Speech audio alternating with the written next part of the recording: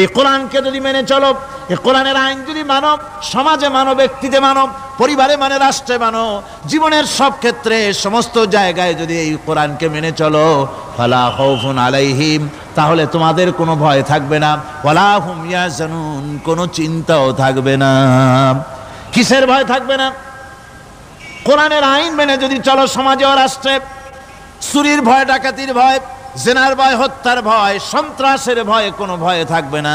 ওয়ালা হুম ইয়াহজানুন, চিন্তাও থাকবে না। খাওয়া পড়া, শিক্ষা, চিকিৎসা, বাসস্থান, এগুলির কোনো চিন্তা থাকবে না। কোরআনের সমাজে সব কিছুর গ্যারান্টি দেওয়া হবে, সবগুলি পেয়ে যাবে। এখন যদি আবার প্রশ্ন করা হয়, কোরআন বুঝলাম তোমারে মানলে পরে সব ফায়দা হবে, তাহলে এবার জবাব দাও, তোমার ভিতরে কি রাজনীতি আছে নাকি? আমি তো মানুষ, আমার রাজনীতি করা লাগে। ম্যান ইজ সোশ্যাল অ্যানিম্যাল, আমরা তো জঙ্গলের পশু নই, আমরা তো মানুষ। আমাদের সমাজ আছে, আমাদের পৌর নির্বাচন আছে, আমাদের জাতীয় নির্বাচন আছে, আমাদের কলকারখানা আছে, জমিন আছে, আমাদের রাজনীতি, অর্থনীতি, সমাজনীতি আছে, পারিবারিক নীতি আছে, অনেক নিয়ম মালা আছে, নিয়ম নীতি আছে। তোমারে মানলে তোমার ভিতরে কি ওগুলো আছে নাকি, সে কথা বলো। কোরআন তার জবাবে বলে, وَنَزَّلْنَا عَلَيْكَ الْكِتَابَ تِبْيَانًا لِكُلِّ شَيْءٍ وَهُدًى وَرَحْمَةً وَبُشْرَى لِلْمُسْلِمِينَ। কোরআন জবাবে বলে, শুনে রাখো, শুধু অর্থনীতি, সমাজনীতি নয়, শুধু রাজনীতি আর শিক্ষানীতি, যুদ্ধনীতি নয়, তোমার জীবনে যা কিছু দরকার, ইহকালে যা কিছু দরকার, পরকালে, সব কথাগুলি আল্লাহ রব্বুল আলামিন আমি কোরআনের সিনার ভিতরে খুলে খুলে বর্ণনা করে দিয়েছেন। সব কথা এ কোরআনে কারীমের ভিতরে রয়েছে। তোমার এমন কোনো জিনিস নাই যা তুমি কোরআনে কারীমের মধ্যে পাবে না। তোমার সমস্ত প্রয়োজন আমার বুকের মধ্যে আল্লাহ দিয়ে দিয়েছেন। বিজ্ঞান আছে, দর্শন আছে, ইতিহাস আছে, সব আছে এর মধ্যে। তবে কোরআনের মধ্যে বিজ্ঞান আছে বলে আমি এটাকে বিজ্ঞানের কিতাব বলবো না, দর্শন আছে বলে দর্শনের কিতাব আমি বলবো না, রাজনীতি আছে বলে কোরআনকে আমি রাজনীতির কোনো কিতাব বলবো না। কোরআন তাহলে কি? কোরআন হচ্ছে অর্থনীতি, সমাজনীতি, রাজনীতি, পারিবারিক নীতি, মানুষের জীবনের যা কিছু প্রয়োজন, সমস্ত নীতি মালার নীতি গ্রন্থের নাম হতেছে কোরআনে কারীম। সমস্ত নীতিমালার নীতি গ্রন্থ কোরআন। এখানে রয়েছে সব কিছুর উৎস, যেটা গ্রহণ করলে পরে মানুষ আরামে থাকতে পারবে। অমুসলিম নাগরিক বৃন্দ তাদের নাগরিক মর্যাদা পাবে। মুসলমান, কৃষক, নারী, চিকিৎসা, কৃষিবিদ, সাধারণ মানুষ, রং, বর্ণ, ভাষা নির্বিশেষে গোটা মানব সভ্যতা আরামে বাস করতে পারবে। পশু পাখিও আরামে থাকবে, গাছপালাও আরামে থাকবে, যেহেতু নির্দেশ হয়েছে বিনা প্রয়োজনে গাছের পাতাটিও ছিঁড়ো না। ইসলামের সমাজ যদি চালু হয়, গাছেরাও আরাম পাবে, পাহাড়ও আরাম পাবে। চট্টগ্রামের লোকেরা যেভাবে পাহাড় কাটা আরম্ভ করেছে, এটা বড় দুঃখজনক। জুমলায় মোতারেজা একটা বলে দিলাম, অপ্রাসঙ্গিক হলেও জরুরি কথা। আপনারা পাহাড় কাটতেছেন না, আপনাদের নিজেদের পায়ে নিজেরা কুড়াল মারতেছেন। খবরদার পাহাড় কাটবেন না। আল্লাহর প্রকৃতির ভারসাম্য আপনারা নষ্ট করছেন বলে ওজোন স্তরে ফাটল ধরেছে। তা রিপেয়ার করার জন্য আজকে বিশ্বের সব বিজ্ঞানীরা হতাশ হয়ে গিয়েছে, পাগল হয়ে গেছে। কেমনে এই ওজোন স্তরের ফাটলকে রিপেয়ার করব? ওজোন স্তরটা কি? ওজোন স্তর হচ্ছে, সুবহানাল্লাহ, আল্লাহর যে কত দয়া। সূর্য, সেই সূর্যের রয়েছে আলট্রা ভায়োলেট রে, যাকে বাংলায় বলা হয় অতি বেগুনি রশ্মি। যে রশ্মিটা সৃষ্টি জগতে যদি আসে আর তা যদি কোনো প্রাণীর শরীরকে টাচ করে, তাহলে সমস্ত প্রাণী ক্যান্সার হয়ে, এক্সিমা হয়ে, বিখাউজ হয়ে, অ্যাজমা হয়ে সমস্ত প্রাণী মরে যাবে, কেউ বাঁচবে না। মারাত্মক রশ্মি। সেই রশ্মিটা যাতে সৃষ্টি জগৎকে টাচ করতে না পারে, সেজন্য আল্লাহ পাক একটা ওজোন স্তর তৈরি করেছেন। ওখানে এসে ওটা বাধাপ্রাপ্ত হয়, পৃথিবীর মাটিতে আসে না। যা কিছু পৃথিবীর মানুষের জন্য, পৃথিবীর জন্য কল্যাণকর, সেগুলি সূর্য থেকে আসতে থাকে। সুবহানাল্লাহ বিহামদি। যেটা ক্ষতিকর, সেটা আল্লাহ পাক আটকায় রাখেন। এখন সেই ওজোন স্তরে ফাটল ধরলো। কেমনে ফাটল ধরলো? ফাটল আপনি আমি ধরাইছি। আপনি বলবেন যেটা কেমন কথা, আমি তো ওইখানে যাই নাই, আমি ফাটল ধরাইলাম কেমনে? ওই যে সেই আপনার প্রাইমারি স্কুলে ভিজিট করতে গিয়েছিল ইন্সপেক্টর, তারপরে প্রাইমারি না হাই স্কুল ভিজিট করতে গেছে, যায়া জিজ্ঞেস করছে ছেলেরা কি পড়ছো? বলে ইতিহাস। ঠিক আছে, ইতিহাস থেকেই প্রশ্ন করব, বলতো চীনের প্রাচীর কে ভেঙেছে? ছেলেরা জবাব দিচ্ছে না। তুমি বলো, কেউ বলছে না। বেঞ্চের কোনা যে ছেলেটি, সে বলছে সর্বনাশ, কেউ যখন স্বীকার করে না, এটা তো আমার মাথায় আসবে। সব শেষ ইন্সপেক্টর তাকে বলছে তুমি বলো তো কে ভেঙেছে চীনের প্রাচীর? কয় স্যার, গ্রামে আমার দুষ্টমির যথেষ্ট বদনাম আছে, কিন্তু চীনের প্রাচীর ভাঙার মতো দুষ্কর্ম আমি করি নাই। ইন্সপেক্টর খুব রেগে গেলেন, মাস্টারের দিকে তাকালেন, এই বুঝি আপনার ইতিহাস পড়ানো? মাস্টার ইন্সপেক্টরের বিরক্তি ভরা মুখ দেখে বলছেন, স্যার রাগ করবেন না, এসব ছাত্র তো আমার, ওদের অবস্থা তো আমি জানি, আপনি আসছেন ঢাকা থেকে, আপনি জানবেন কি? আমি হলপ করে বলতে পারি আমার ক্লাসের কোন ছাত্র চীনের প্রাচীর ভাঙে নাই। ইন্সপেক্টর রাগ হইয়া চলে গেছে হেডমাস্টারের রুমে, যায় বলছে যে আমি আপনার স্কুলের গ্রান্টকে আমি নাকচ করে দেব, মঞ্জুরি আমি ক্যান্সেল করে দেব। কেন? এই অবস্থা। হেডমাস্টার বলছে স্যার রাগ করবেন না, আপনার জন্য কিছু টাকা পয়সাও রাখছি হাদিয়া, বড় একটা চর্বিযুক্ত খাসিও জবাহ করা হয়েছে, পুকুর থেকে রুই মাছ তোলা হয়েছে। তারপরেও আমার ছাত্ররা, টিচাররা বলার পরেও যদি আপনার সন্দেহ হয়ে থাকে যে আমার ছাত্ররাই ভাঙছে, তো ওই আপনি অসন্তুষ্ট হবেন না, রাগ করবেন না স্যার, ওই প্রাচীর ভাঙতে যা খরচ লাগে আমি কিছু খরচ দেবো, তো আপনি রাগ করেন না। এখন চিন্তা করেন, স্কুলের ছাত্র থেকে শুরু করে হেডমাস্টার পর্যন্ত জ্ঞানের বহর। তো বলতেছিলাম, আপনি আমি ওজন স্তরে ফাটল ধরিয়েছি, তার অর্থ এই নয় যে আপনারা গিয়ে ওখানে কুড়াল মারিয়ে ওটারে ভাঙছেন। তাহলে ওটা কি হয়েছে?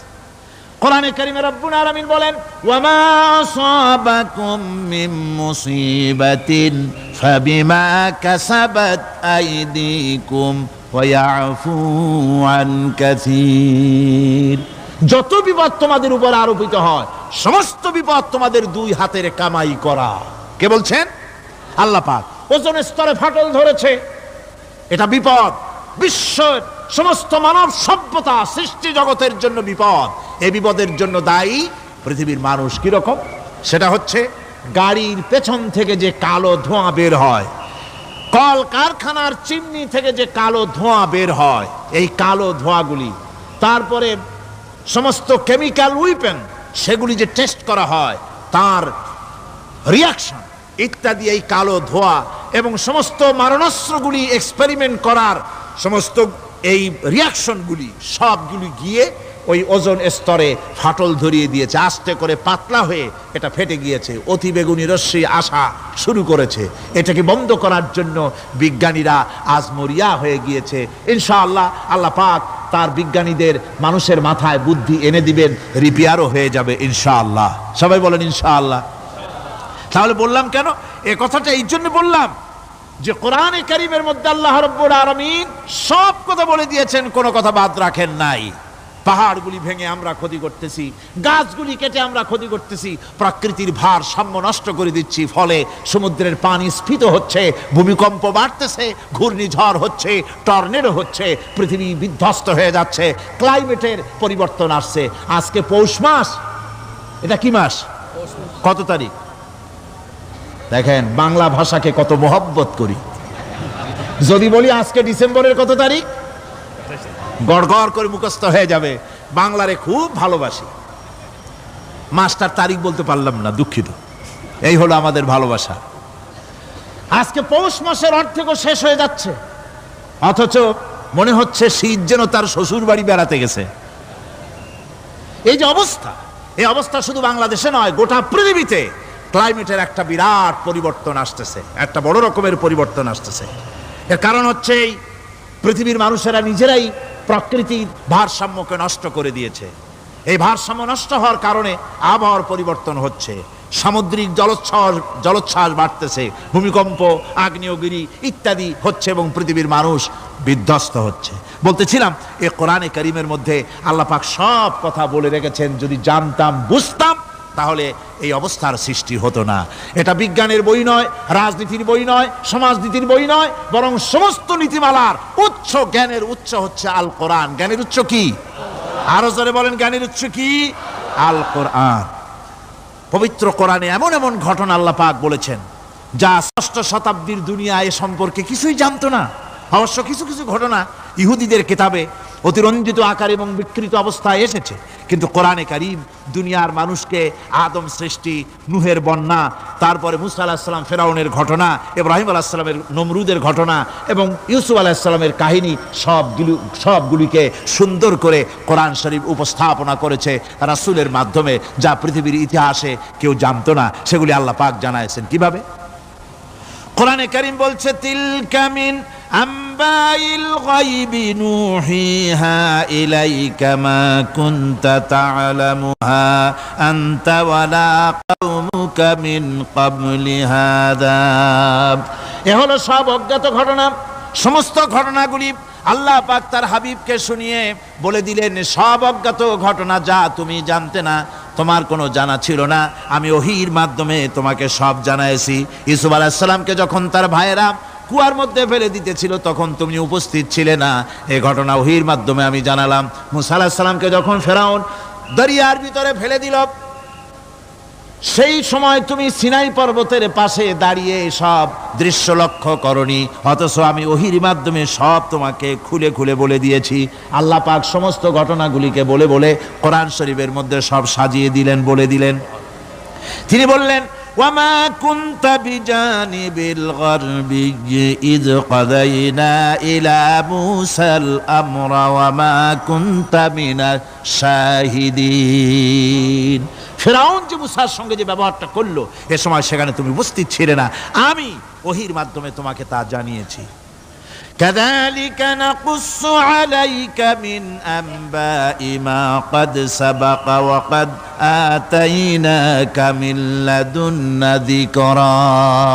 আল্লাহ পাক বলেন, এভাবে আমি আপনার কাছে অতীত ঘটনাবলী ওহীর মাধ্যমে নিখুঁতভাবে আপনার সামনে সব বলে দিয়েছি। আমার ভাইয়েরা, এই বিশ্বলোকে ঊর্ধ্ব লোক সম্পর্কে নির্ভুল তথ্য বর্ণনা আল্লাহ পাক করে দিয়েছেন কোরআনের মাধ্যমে। 1665 খ্রিস্টাব্দে স্যার আইজাক নিউটন তিনি আবিষ্কার করলেন মাধ্যাকর্ষণ শক্তিকে। এই মাধ্যাকর্ষণ শক্তি, ল অফ গ্র্যাভিটেশন, এ সম্পর্কে মানুষের এই থেকে কিছু জানলো, কিন্তু আজ থেকে 1400 বছর আগে আল্লাহ রাব্বুল আলামিন তার উম্মি নবী, যিনি কোনো বিজ্ঞানাগারে লেখাপড়া করেন নাই, কোনো সায়েন্স রিসার্চ করেননি, যিনি কোনো কলেজ ইউনিভার্সিটিতে পড়াশোনা করেননি, তার মাধ্যমে জানিয়েছেন মাধ্যাকর্ষণ শক্তির কথা। কোরআন বলছে, ইন্নাল্লাহা ইউমসিকুস সামাওয়াতি ওয়াল আরদা আন তাজুলা। এই পৃথিবী এবং সমস্ত গ্রহ উপগ্রহকে আল্লাহ পাক বলছেন, আমি এমন এক শক্তি দিয়েছি যে শক্তির মাধ্যমে একটা আরেকটাকে আকর্ষণ করে রাখছে। এই পৃথিবীতে মাধ্যাকর্ষণ শক্তি শুধু পৃথিবীর নাই, সূর্যের আছে, মঙ্গলের আছে, নেপচুনের আছে, ইউরেনাসের আছে, বৃহস্পতির আছে। প্রত্যেকটি গ্রহের আলাদা আলাদা মাধ্যাকর্ষণ শক্তি আছে, আর এই শক্তির বলে একটা আরেকটাকে টেনে ধরছে যাতে করে বিচ্ছিন্ন হয়ে না যায়, যাতে করে ধ্বংসপ্রাপ্ত না হয়। এগুলি আল্লাহ পাক এই তথ্যগুলি কোরআনে কারীমের মধ্যে বলেছেন। ফলে মরিস বুকাইলির মতো লোক, যিনি ফরাসি দার্শনিক, তিনি বলেছেন দুনিয়ার সমস্ত বিজ্ঞানীদের থিওরি হচ্ছে এই যে বিজ্ঞানের কোনো থিওরি ফাইনাল নয়।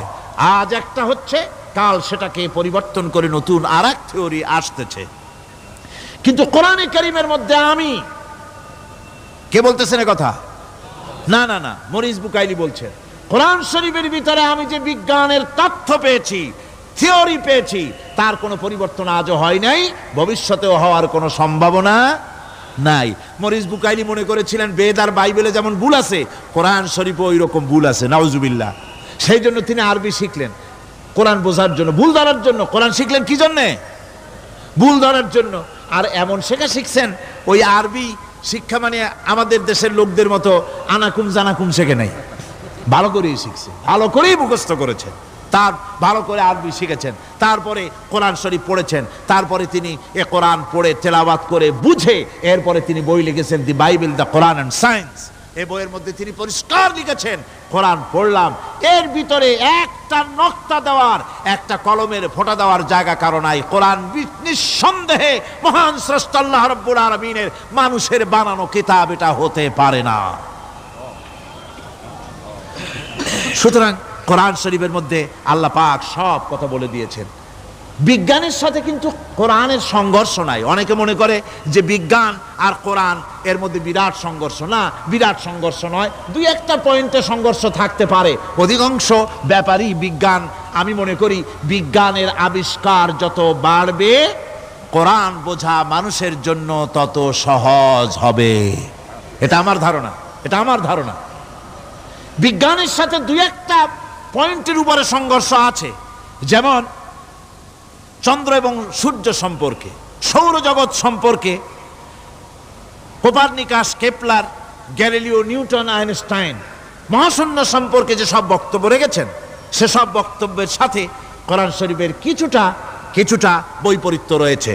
যেমন কেউ বলেছেন সূর্য ঘোরে, পৃথিবী স্থির, কেউ বলে সূর্যের চতুর্দিকে পৃথিবী ঘোরে, কেউ কয় চন্দ্র ঘোরে, কেউ কয় আমরা কি আর বসে থাকি, আমরাও ঘুরি।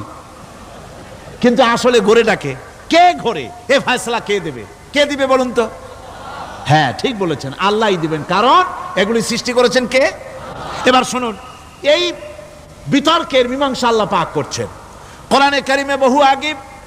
গ্যালিলিও, কেপলার, কোপারনিকাস এদের বলার অনেক আগে বিশ্বনবী জানাবে মুহাম্মদ রাসূলুল্লাহ সাল্লাল্লাহু আলাইহি ওয়াসাল্লাম তিনি বলে দিয়েছেন, আল্লাহর কথা তিনি বলেছেন, লাশ-শামসু ইয়ানবাগী লাহা আন তুদরিকাল কামারা ওয়ালাল লাইলু সাবিকুন নাহার ওয়া কুল্লুন ফি ফালাকিন ইয়াসবাহুন।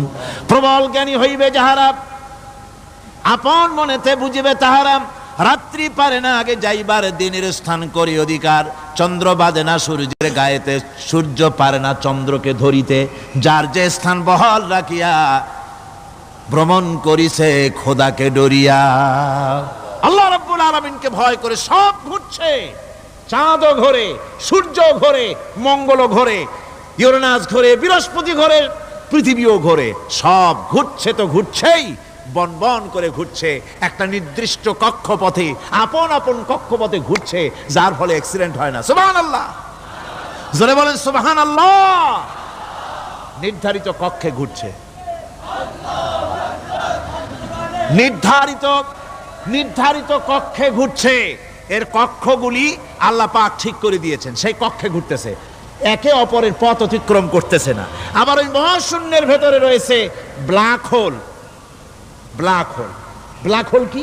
ব্ল্যাক হোল হচ্ছে একটা বিরাট অন্ধকার গহ্বর, একটা মৃত্যুকূপ। এত বড় বিরাট ব্ল্যাক হোল মহাশূন্যে আছে, বিজ্ঞানীরা হয়রান হয়ে গেছে। তার এত বড় শক্তি, সে শুধু তারা খায় না, কোন তারকা ঘুরতে ঘুরতে যদি তার কাছে এসে যায় তারাকে খেয়ে ফেলে। কোন আলো যদি কাছে আসে, আলো শুষে নিতে নিতে আলো যার থেকে এসেছে সেটাকেও শেষ করে ফেলে। এ ধরনের একটা দারুণ আকর্ষণী শক্তি তার মধ্যে আল্লাহ সৃষ্টি করেছেন। একটা ব্ল্যাক হোল আছে মহাশূন্যের ভিতরে। সূর্য, চন্দ্র, গ্রহ, নক্ষত্র, যে সূর্য পৃথিবীর চাইতে 13 লক্ষ গুণ বড়, এমন 2 কোটি সূর্য খাইয়া হজম করতে পারে, এত বড় ব্ল্যাক হোল আল্লাহ তৈরি করে রেখেছেন মহাশূন্যের উপরে। রয়েছে মিল্কি ওয়ে, রয়েছে গ্যালাক্সি, অন্তত 10,000 কোটি, 10 সহস্র কোটি তারকা দিয়ে সমৃদ্ধ গ্যালাক্সি মিল্কি ওয়ে, যেটা অন্ধকার রাত্রে, তারকা সজ্জিত রাতে উত্তর দক্ষিণ দিকে টানা একটা পথের মতো দেখা যায়। এটা হচ্ছে গ্যালাক্সি, এইটাকে বলা হয় মিল্কি ওয়ে। এটা হচ্ছে ছায়াপথ। অসংখ্য তারকা এর মধ্যে রয়েছে। কত বড় বড় তারকা, অনেক দূরে, তাই আমরা দেখি বিন্দু বিন্দু। আসলে কি বিন্দু না, কত বড় জানেন? বিজ্ঞানীরা বলেছেন দৈত্যের মতো বিরাট বিরাট তারকা আছে, যে সূর্য পৃথিবীর চাইতে 13 লক্ষ গুণ বড়। এরকমের সূর্যের অন্তত 3 কোটি সূর্য খাইয়া হজম করতে পারে, এরকম অসংখ্য তারকা মিল্কি ওয়ের ভিতরে আল্লাহ সৃষ্টি করেছেন। সুবহানাল্লাহ বিহামদিহি, সুবহানাল্লাহ। আর মানুষ লাফায়, 4 আঙ্গুল মানুষ খালি লাভ দেয়, মোষ কতগুলো রাখিয়া, কোন আনন্দে লাফা। শক্তি তোমার? মহাশূন্যের তুলনায় এই পৃথিবীর অবস্থান কি জানেন? এই জন্য যত বেশি পড়াশোনা করবেন মাথা নত হয়ে যাবে। কমিউনিস্ট হয় ছাগলেরা, বুদ্ধিমান কোনোদিন কমিউনিস্ট হয় না। কারা কমিউনিস্ট হয়? ছাগলগুলি, যাদের আকল নাই, যাদের জ্ঞান নাই, বুদ্ধি নাই, ওরাই কমিউনিস্ট হয়। কোন চিন্তাবিদ, কোন বিজ্ঞানী কমিউনিস্ট হয় না। মাথা নত হয়ে যায়, আল্লাহর এই সৃষ্টি দেখে পাগল হয়ে যায়। নিঃসন্দেহে আল্লাহ আছেন, নইলে পরে এগুলি হয় কি করে? আমি চিন্তা করে পাই না কমিউনিস্ট হয় কেমনে, কতখানি পাগল হইলে হয়। ছোট্ট একটা রুমাল দেখলে মনে করি কোন তাঁতি এটারে বানাইছে। একটা এই কি জানি কয় মাইক দেখলে মনে করি কেউ এটাকে বানাইছে। টেবিল দেখলে মনে করি কেউ বানাইছে। ফ্রিজ দেখলে মনে করি বানাইছে কেউ। একটা সুই দেখলে মনে করি কেউ এটাকে বানাইছে। আর এই বিশাল পৃথিবী, ওই বিশাল আকাশ, কমিউনিস্টরা কয় এমনি এমনি হইছে। কয় বোতল খায় দৈনিক আল্লাহই জানে। আমার বন্ধুগণ, মাথা নত হয়ে আসবে চিন্তা করলে কি বিশাল সৃষ্টি আল্লাহ পাকের। এই ছায়াপথ, এই গ্যালাক্সি, এর তুলনায় পৃথিবীর অবস্থান কোথায়? পৃথিবীর অবস্থানটা হচ্ছে, আমার হাতে এটি একটি কলম। এই কলমটা কাগজের উপরে আমি যদি এই নিপটা রাখি, কাগজের ভিতরে নিপে যতটুকুন জায়গা টাচ করবে, মহাশূন্য গ্যালাক্সি মিল্কি ওয়ে, আল্লাহর ওই মহাশূন্যের তুলনায় পৃথিবীর অবস্থান একটা কলমের নিপে যতটুকুন জায়গা নেয় এর থেকে বেশি নয়। এই যদি হয় পৃথিবী, তাহলে সেই পৃথিবীর মানুষ আপনি কতটুকুন? সলিমুদ্দি বসিরুদ্দি খালি লাফায়। আমার বন্ধুগণ, লাভ কি? লাভের চোটে বলে হ্যান করেঙ্গে ত্যান করেঙ্গে, লাঠি কে আন্দার মুগুর ভরেঙ্গে। কয়দিন পর শোনা যায় শীত হয়ে পড়ছে, কিছু নাই। সুতরাং আল্লাহ পাকের অসীম সৃষ্টি জগৎ, এর সঙ্গে বিজ্ঞানের সংঘর্ষ কম, দুই একটা পয়েন্টে আছে। বাকি সবগুলিতে বিজ্ঞানের আবিষ্কার যত বাড়তেছে, আল্লাহরে চেনা, সৃষ্টি জগৎকে জানা মানুষের জন্য তত সহজ হচ্ছে। এই কথাগুলি আমি সামনের দিকে আরো বলবো ইনশাআল্লাহ। সবাই বলেন ইনশাআল্লাহ, যাতে আমাদের বুঝে আসে। আর রহমান আল্লামাল কোরআন, কোরআন শিখিয়েছেন আমাদেরকে। রহমান এমন নিয়ামত দিয়েছেন যার মধ্যে সব আছে। মানুষ সৃষ্টির ব্যাপারে, মানব সৃষ্টির ব্যাপারে নির্ভুল তথ্য যদি পেতে হয়, তাহলে কার কাছে যাব? জোরে কোন? আল্লাহর কাছে যেতে হবে। আর আল্লাহর কাছে না যাইয়া মানব সৃষ্টির রহস্য যদি জানতে যাই ডারউইনের কাছে, তাহলে আপনার মামু হবে সুন্দরবনের বান্দরেরা। ঠিক কিনা? বান্দরেরা হবে মামু, সিম্পাজি ওরাং ওটাং হবে আপনার নানার দাদা। তার কারণ ডারউইন সাহেব বলেছেন মানুষ এর পূর্বপুরুষ হলো বাঁদর, সিম্পাজি, ওরাং ওটাং, এটা হলো তার থিওরি অফ ইভলিউশন। বিবর্তনবাদের এই বিবর্তনবাদের থিওরি পেশ করতে গিয়ে তিনি বলেছেন মানুষ হলো বান্দরের জাত। আরে বেটা, তুই বান্দরের জাত। নিজের লেজ কাটিয়া সকলের লেজ কাটা আরম্ভ করতে যাচ্ছে। কি পাগলের পাগল, মানুষ হয়েছে বান্দরের জাত। আশ্চর্য কথা। কেমনে কইলে? তো বললো যে সিম্পাজি দেখছে, তো সে সিম্পাজি দেখে তার মনে হয়েছে যে মানুষ ওইরকমই তো দেখা যায়, তো মানুষ বুঝি বান্দর থেকেই আসছে। আমি বলি পৃথিবীতে এমন পাগল আমি কোনোদিন দেখিও নাই, শুনিও নাই যে কোনো পাগল পাবদা মাছ দেখে বলেছে যে এটা হচ্ছে বোয়াল মাছের পূর্বপুরুষ। টাকি মাছ দেখে কোনো ছাগলেও বলেছে আজ পর্যন্ত যেটা হলো শোল মাছের পূর্বপুরুষ। পুঁটি খাইতে খাইতে আস্তে আস্তে বিরাট শোলে পরিণত হয়ে গেছে, কোনো পাগলেও বলেনি। আচ্ছা, মেনে নিলাম ডারউইন সাহেবের থিওরি, মেনে নিলাম এক সেকেন্ডের জন্য যে বান্দর থেকেই মানুষ হইছে। এখনো তো বানর প্রজাতি আছে না শেষ হয়ে গেছে? আছে কিনা? তাহলে সুন্দরবনে যান, যে দেখুন কোন বাঁদর কি এ পর্যন্ত দেখা গেছে যে কোমর পর্যন্ত মানুষের মতো হয়ে গেছে? আর একটু দুধ আর পনির আর একটু এই শুটকি মাছ লোট্টা ফিশ খাওয়াইলে আর কদিনের মধ্যে এই বান্দরটা মানুষ হয়ে যাবে। হয়েছে এরকম? বাঁদরের 12 আনা মানুষ হয়ে গেছে, 14 আনা মানুষ হয়ে গেছে, আর অল্প একটু বাকি। এরকম দেখা গেছে কোথাও? দেখা যায়নি। এগুলি পাগলামি কথা, পাগলামি কথা। মানুষ বানর থেকে আসেনি, মানুষ ওরাং ওটাং থেকে আসেনি, মানুষ সিম্পাজি থেকে আসেনি। মানুষ এসছে কোত্থেকে? এটা জানতে হলে এ নির্মূল তথ্য জানার জন্য আসতে হবে কোরআনের কাছে। কার কাছে? আল্লাহ রাব্বুল আলামিন তার হাবিবের মুখ থেকে মানব সৃষ্টি রহস্য তিনি উদ্ঘাটন করে দিয়েছেন। তিনি বলেছেন, দুনিয়াবাসীকে শুনিয়েছেন, ফালয়ানজুরিল ইনসানু মিম্মা খুলিকা মিম্মা ইন দাফিকিন ইয়াখরুজু মিন বাইনিস সুলবি ওয়াত তারাইব। আল্লাহ পাক বলেন, মানুষ কি তার সৃষ্টি রহস্য দেখে না? কেমনে তাকে আমি সৃষ্টি করেছি? মায়ের বক্ষ পিঞ্জর থেকে, বাপের পৃষ্ঠ থেকে সবেগে নির্গত এক ফোঁটা নাপাক পানি দিয়ে আমি আল্লাহ মানুষকে সৃষ্টি করেছি। বান্দর থেকে নয়, ওরাংওটাং থেকে নয়, সিম্পাজি থেকে নয়, মানুষের অরিজিন মানুষ। আদম থেকে তোমরা জন্মগ্রহণ করেছো, আদম এসেছে মাটি থেকে, তোমরা এসেছো আদম থেকে। সুবহানাল্লাহি ওয়া বিহামদি। এটাই হলো মানব সৃষ্টি রহস্যের কথা আল্লাহ পাক বলে দিয়েছেন। অন্যত্র আল্লাহ বলেন, ইন্না খালাকনাকুম মিন তুরাবিন সুম্মা মিন নুতফাতিন সুম্মা মিন আলাকাতিন সুম্মা মিন মুদগাহ। নিষ্প্রাণ মাটি থেকে তোমার উৎপত্তি হয়েছে, আর এই নিষ্প্রাণ মাটি দিয়ে তোমাকে তৈরি করা হয়েছে। এগুলি মাতৃগর্ভের ভিতরে গিয়া নাপাক পানি ফোঁটা জমাট রক্ত হয়েছে, গোশত হয়েছে, তারপরে মানুষের আকৃতি দিয়েছি, আর এরপরে বাচ্চার আকারে মায়ের পেট থেকে আমি আল্লাহ মানুষ করে তোমাকে বের করেছি।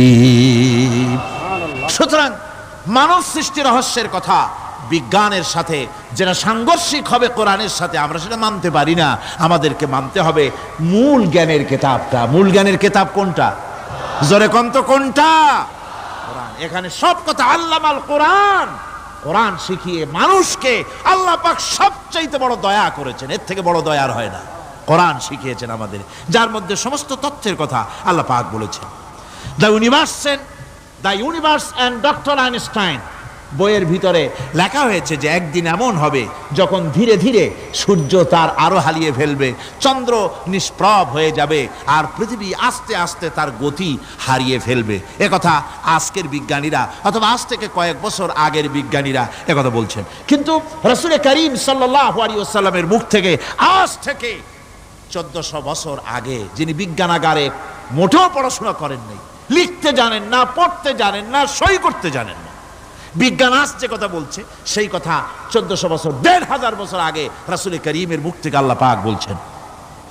কোরআনে কারীম বলছে, ইয়াসআলু আইয়ানা ইয়াউমুল কিয়ামা ফাইদা বারিকাল বাসারু ওয়া খাসাফাল কামারু ওয়া জুমিআশ শামসু ওয়াল কামার। হে রাসূল, রাসূলের কাছে জিজ্ঞাসা করে কিয়ামত কবে হবে? আল্লাহ পাক বলেন, বলে দিন যেদিন চন্দ্র তার আলো হারিয়ে ফেলবে, যেদিন সূর্য তার আলো হারিয়ে ফেলবে, আর চন্দ্র আর সূর্য সব একাকার হয়ে যাবে। হাজারা বলছে চাঁদে আলো থাকবে না, সূর্য আগের থেকে তার উত্তাপ এবং আলো স্তম্ভিত হতেছে, এবং হতে হতে এমন এক পর্যায়ে আসবে যখন সূর্য আলো হারিয়ে ফেলবে। বিজ্ঞানীরা গত 4-5 বছর আগে এ বক্তব্য রেখেছেন, কিন্তু 1400 বছর আগে বিজ্ঞানের লালনাগারে লেখাপড়া না করে হুজুরের মুখ থেকে আল্লাহ কথা বলে দিয়েছেন। তাহলে বিজ্ঞানের আসল কিতাব কোনটা? জোরে বলেন কোনটা? আল্লাহ পাক আরো বলেন, ইজাশ শামসু কুবিরাত ওয়া ইযান নুজুমুন কাদারাত ওয়া ইযাল জিবালু সুজ্জিরাত। তারকাগুলি, সূর্যের আলো থাকবে না, নক্ষত্রগুলো স্থানচ্যুত হয়ে যাবে, কক্ষচ্যুত হয়ে যাবে, পাহাড়গুলিকে পরিচালিত করে দেওয়া হবে, কিছুই থাকবে না, সব শেষ হয়ে যাবে। বিজ্ঞানীরা আজ বলতেছে যে সব শেষ হয়ে যাবে, কিছুই থাকবে না, সব শেষ হবে। বিজ্ঞানীরা বলতেছেন, কোরআন অনেক আগে বলেছে, কুল্লু মান আলাইহা ফান ওয়া ইয়াবকা ওয়াজহু রাব্বিকা যুল জালালি ওয়াল ইকরাম। সব শেষ হয়ে যাবে, বিশ্বে যা কিছু আছে সব লয় হবে, ক্ষয় হবে, ধ্বংস হবে, কিচ্ছু থাকবে না। থাকবেন শুধু আল্লাহ সুবহানাহু ওয়া তাআলা। সুবহানাল্লাহ বিহামদি। কোরআনে কারীম একথা বহু আগে আমাদেরকে জানিয়ে দিয়েছে। সুতরাং আসল জ্ঞানের কিতাবটাই হচ্ছে কোরআনে কারীম। এই কোরআনের কাছে আমরা যত যেতে পারবো, যত কোরআন বুঝতে পারবো, ততই আমাদের জন্য আমরা সমৃদ্ধ হতে পারবো। আমাদের উপর আল্লাহর রহমত আসবে, আমরা সমাজ চালাতে পারবো, আমরা দেশ চালাতে পারবো, আমরা দুনিয়ায় শান্তি পাবো, আমরা আখিরাতেও মুক্তি লাভ করতে পারবো। কোরআনে কারীম সমস্ত বিজ্ঞানের উৎস, দর্শনের উৎস।